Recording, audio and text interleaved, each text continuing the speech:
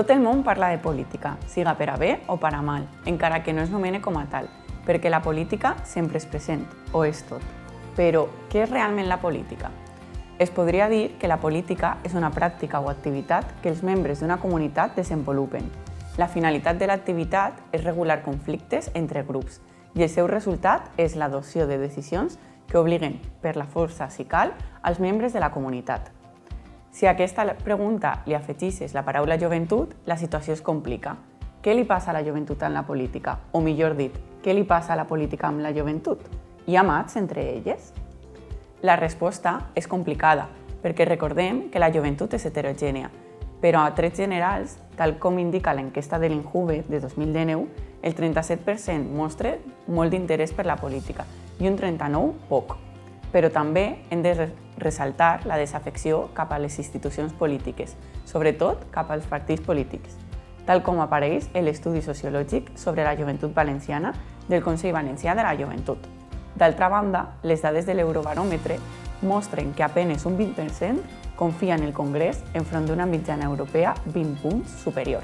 Una qüestió interessant és que, encara que la crisi de 2008 va suposar un augment de l'interès en la política entre la joventut, també van augmentar els nivells de desafecció a causa de l'empitjorament de la situació socioeconòmica. Segons dades de l'Observatori d'Emancipació del Consejo de la Juventud d'Espanya, en 2022 només el 15% de la població jove valenciana estava emancipada. La taxa de temporalitat és d'un 40%, l'edat mitjana d'emancipació està per damunt dels 30 anys. Totes aquestes qüestions estan generant un descontent entre la joventut perquè veuen frustrat el seu projecte de vida. La desafecció no augmenta de l'empitjorament de les dades, sinó de la sensació d'ineficàcia a l'hora de resoldre aquests problemes. Aquesta desafecció no és exclusiva de la gent jove, sinó que també passa en les persones adultes, la qual cosa influeix en la percepció de les persones joves, ja que els valors que solen estar vinculants a la política generalment són negatius. Com a entitats i professionals de joventut, què podem fer per a promoure la implicació política dels i les joves? El fet que els percentatges de desconfiança també siguin alts entre les persones adultes afecta perquè són idees que poden transmetre mitjançant converses, publicacions. El com parlen de la democràcia, del sistema, influeix. I ja no sols el com, sinó el parlar o no parlar. Si no es generen espais o no es parla d'això, és probable que les persones joves no vagin a conèixer el funcionament del sistema democràtic. Sembla que parlar de política és tabú o està prohibit, però és una qüestió que afecta a les nostres vides, a tot el que ocorre en elles. Per això és important trobar moments i espais perquè puguen sorgir converses i resolguen els seus dubtes sobre aquest tema. Com a professionals de joventut hem de trobar aquests espais, ja que al mateix temps les xarxes socials sí que estan trobant aquests jocs.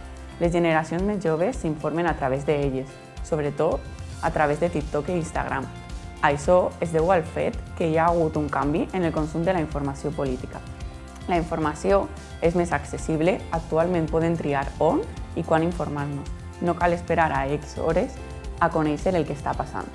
Una manera de treballar-ho és preguntar-los un tema d'interès i poder fer un debat sobre això. Primer es realitza la cerca d'informació, que també servirà per a poder treballar la cerca en fonts fiables i després hauran de pensar i preparar els seus arguments.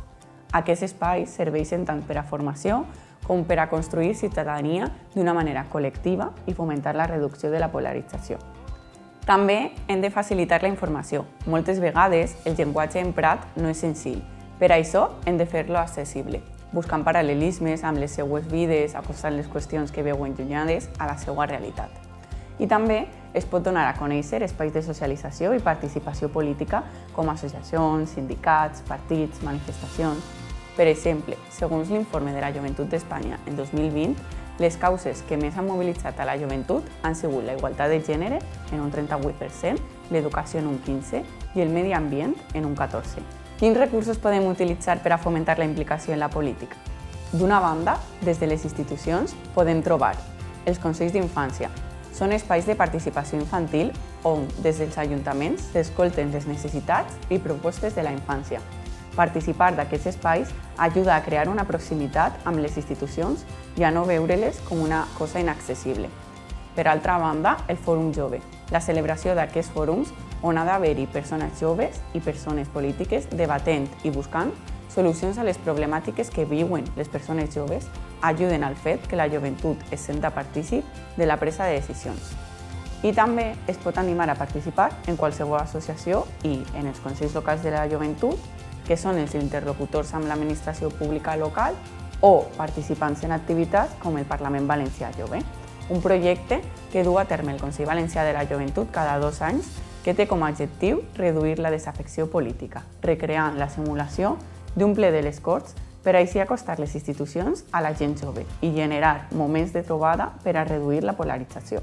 La política és una cosa transversal en les nostres vides. Per això és important treballar aquesta qüestió amb les persones joves, donant a conèixer el funcionament de la democràcia, establir canals de participació en les institucions, millorarà el desenvolupament de les accions i polítiques públiques i fomentarà la participació política i social dels i les joves.